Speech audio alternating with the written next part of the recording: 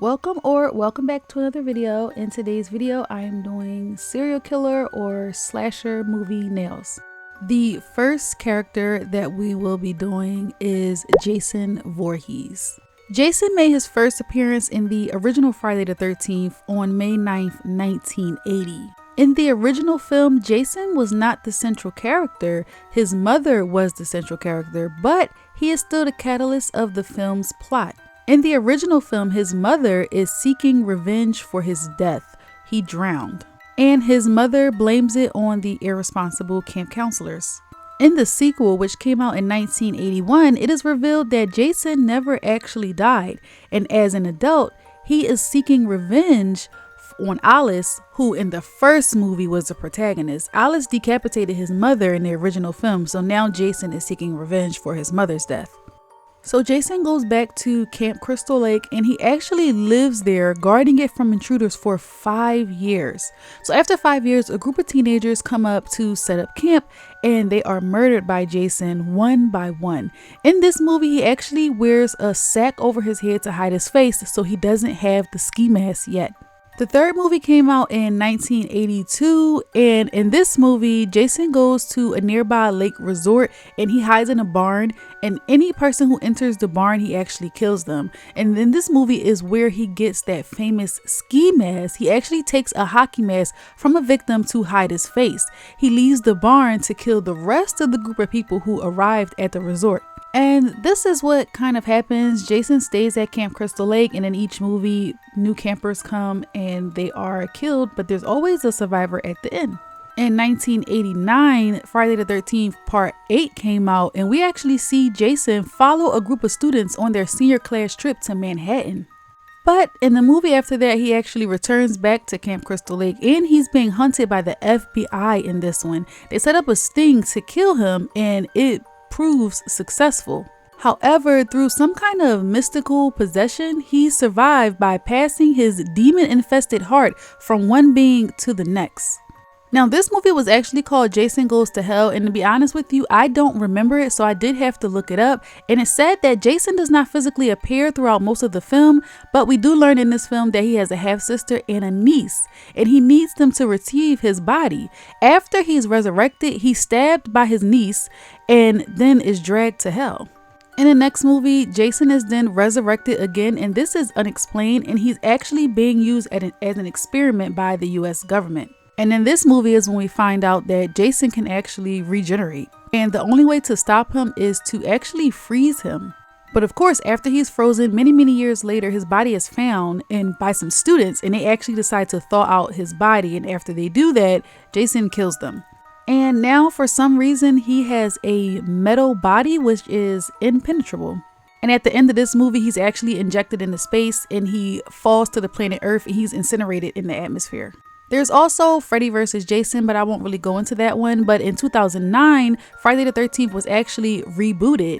Now, of course, the synopsis that I gave of each of the movies, they're very short plot summaries. They don't dive into all the details of the movie. So if you haven't seen any of them, I definitely suggest that you check them out. I do really love the Friday the 13th movies. And if you have seen any of them, let me know in the comments below and which one is your favorite. And now we're on to one of my personal favorites, Chucky. Chucky, or Charles Lee Ray, is the main character of the Child's Play franchise of movies. In the original movie, Charles Lee Ray is a vicious serial killer. He gets shot and he's bleeding out from the gunshot wound. He then transfers his soul into a good guy doll.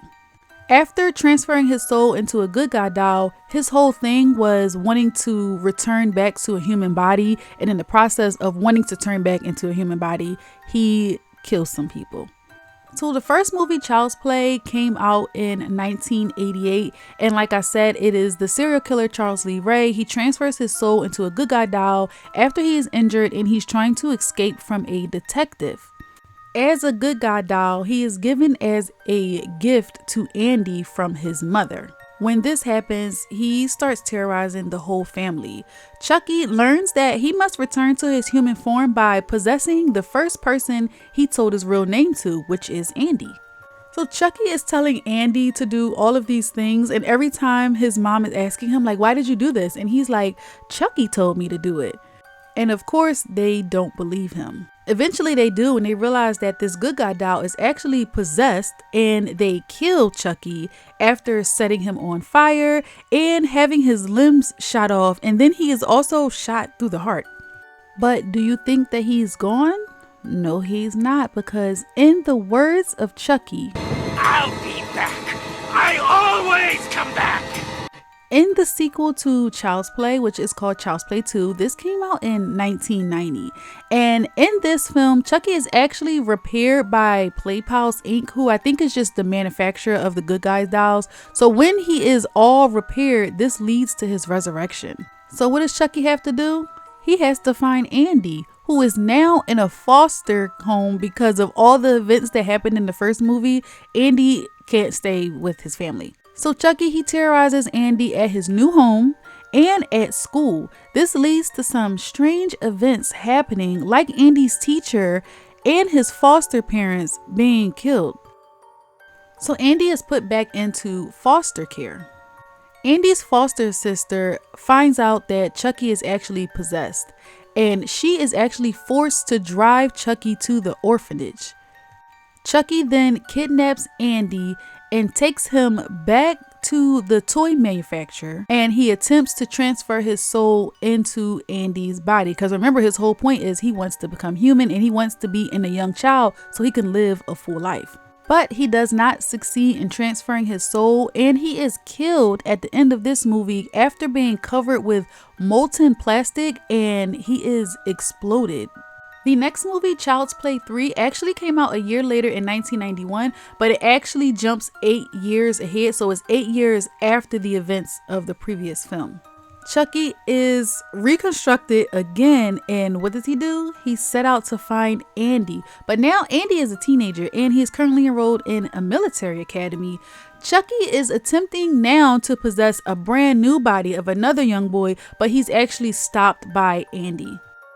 If my voice sounds a little bit different, it's the next morning. So continuing on with Chucky, the next movie is Bride and Seed of Chucky. Those are the next movies. So first is Bride of Chucky, and then it's Seed of Chucky. In Bride of Chucky, which came out in 1998, Chucky is resurrected by a former accomplice and a girlfriend of his named Tiffany Valentine, who is played by Jennifer Tilly. Tiffany transfers her soul into a bride doll, so a doll that has on a wedding dress, and they go around and they terrorize this young couple because they want to transfer their souls into that couple's body. They do not succeed in transferring their souls into this couple's body, and at the end of the movie, Tiffany actually gives birth to a baby boy. And at the end of this movie, when Chucky is sitting in a ditch, that's actually where we get the line from Chucky that says, "I always come back." This movie is really interesting because the genre of the Chucky films kind of change a little bit. In the first 3 Child's Play movies, they're actually listed as supernatural slasher films, but Bride of Chucky and Seed of Chucky are both listed as black comedy slasher films. So this is when we start to get more funny elements in Chucky. I do like the added factor of Jennifer Tilly as the bride. I think she has a perfect voice for a doll. The next movie came out in 2004, and this was Seed of Chucky. So this is 6 years after Bride of Chucky, and it follows Chucky's child, Glenn or Glenda, and the child brings Chucky and Tiffany back to life. So then they set their sights on actress Jennifer Tilly. So I know that Jennifer Tilly is the voice of Tiffany, but then there is a fictionalized Jennifer Tilly who is played by Jennifer Tilly in the movie. So they have some evil plans for her. And in this movie, we actually see Chucky renounce his goals to possess a human body. In 2013, we get The Curse of Chucky, which this movie actually returns back to more of the horror elements, so it's not so much comedy as The Bride of Chucky and The Seed of Chucky. And in this movie, it is 9 years after Seed of Chucky. So in this movie, a woman named Sarah receives a package. It's unmarked, it's a mysterious package, and she's home with her paraplegic daughter. Inside the package, they find a good guy doll, and they are confused of why somebody sent them this good guy doll. The mom throws the doll away. That night, Nika, who is the paraplegic daughter, she finds that her mom was stabbed to death and is ruled as a suicide. And I've always wondered how stabbing can be ruled as a suicide. There's actually a real life case of a woman named Ellen Greenberg that she was stabbed in her Philadelphia apartment multiple times, and it was ruled as a suicide. There's actually a documentary on Hulu. You should check it out if you're able to. Because, like, who is stabbing themselves multiple times? It's weird. Her death definitely needs to get looked into more. Okay, so back to Curse of Chucky. After Nika's mom is killed, or she killed herself, Nika is then visited by some family and a priest.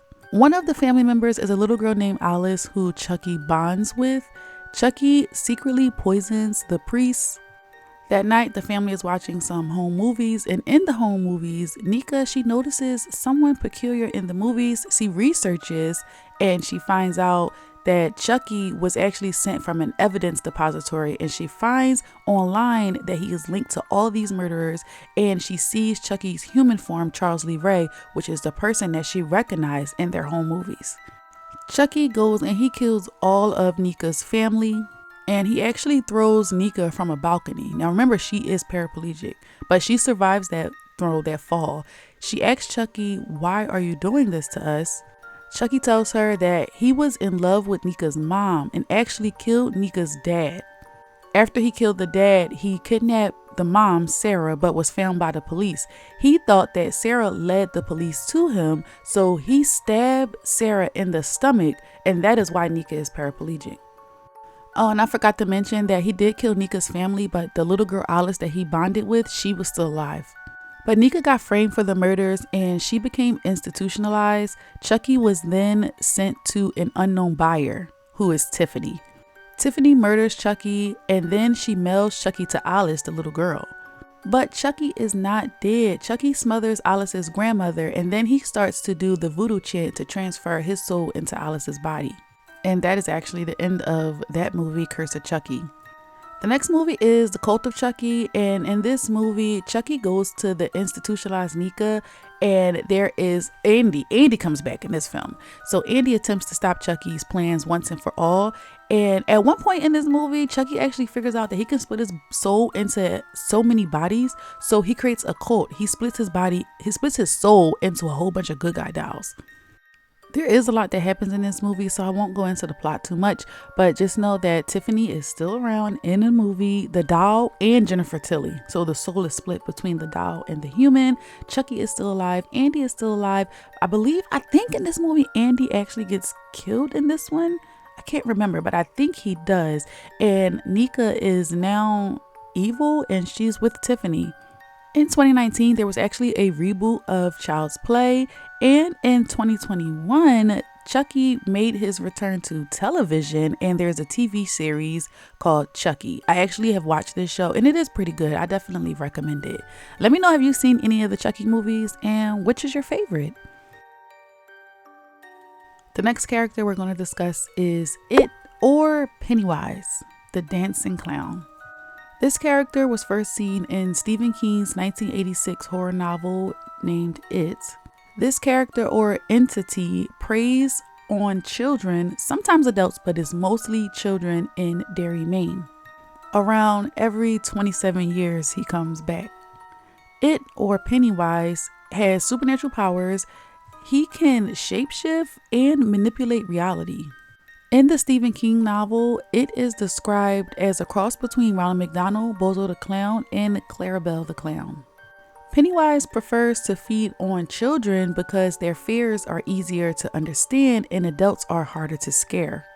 Pennywise is able to control weak-minded people, either making them ignore the horrors around them or turning them into accomplices. Now, there are some differences between the book and the movie, but I'm just going to kind of give you an overall just generalization of Pennywise. And there also was a miniseries in 1990, and Pennywise was portrayed by Tim Curry. So there is a group of children in Derry who call themselves the Losers Club. They realize who Pennywise is, or they become aware of it after it kills Georgie, who is their friend Bill's little brother. So they make a plan to hunt down and kill Pennywise, which this part of the story I believe is the same from the book to the miniseries to the movie. In order to scare children, Pennywise actually is able to shapeshift into whatever they are scared of the most. In the 2017 film, the kids are actually able to defeat Pennywise by overcoming their fears. In the whole Losers Club, they actually vow that if Pennywise returns, that they will come back and fight him if need be. The 2017 film did not cover Stephen King's entire book, so there was a part 2 that came out in 2019 to cover the remaining series of the book, which is when the Losers Club actually returned to Derry. At the end of this movie, the Losers Club actually confront it and talk about how they are no longer scared of reality, which shrinks it into this little tiny size, and they then rip his heart out. There's actually a prequel set to premiere this year on October 26, 2025, and it is going to premiere on HBO, so it won't be in the theaters, and we actually have Bill Skarsgård coming back to play it. Let me know in the comments below if you like Pennywise as a character. Do clowns scare you? Have you read the book? I've never read the book, but I have seen the movies and I've never seen the miniseries. This next fictional character is Freddy Krueger, who is the main character of the Nightmare on Elm Street horror film franchise. This character first debuted in 1984 in the movie A Nightmare on Elm Street. Freddy is the spirit of a child killer who has been burned to death by his victims' parents after avoiding prison. Freddy goes on to murder his victims in their dreams, which actually causes their death in the real world. In the dream world, Freddy is extremely powerful, but when you pull him from the dream world into the real world, he has normal human vulnerabilities and you can actually destroy him. In the first movie, we get introduced to Freddy as a serial child killer named Fred Krueger. And Fred kills his victims with a bladed leather glove, which is why we see Freddy Krueger with that glove on with the blades coming out the fingers. In this movie, he has 20 victims when he's, alive and a real person. He is captured, but he's set free on a technicality when it is discovered that the search warrant was not signed in the right place. So he is then hunted down by a mob made up of the town's vengeful parents. He's cornered in a boiler room, which is the same place he would take his victims, and they douse the building with gasoline, set it on fire by throwing Molotov cocktails, and they burn him alive.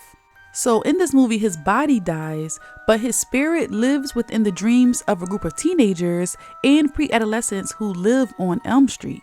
There isn't really much said about Freddy. The movies are very much straightforward. He appears in dreams and he kills people, and he only can be killed if he's pulled into the real world, but he keeps coming back. If you want more backstory on Freddy, I would definitely check out the third movie, A Nightmare on Elm Street 3, Dream Warriors, and actually the other movie is called Freddy's Dead, The Final Nightmare. It gives a little bit more backstory about Freddy's adoption. In 2010, there was actually a remake of the original film, so it wasn't necessarily a reboot. It was a remake because they changed Freddy's whole backstory. So in this movie, he's actually a groundskeeper at a school, and it's found out that he tortured and sexually abused some of the teenagers when they were children. So the parents find out, they trap him in a boiler room, and they set it on fire.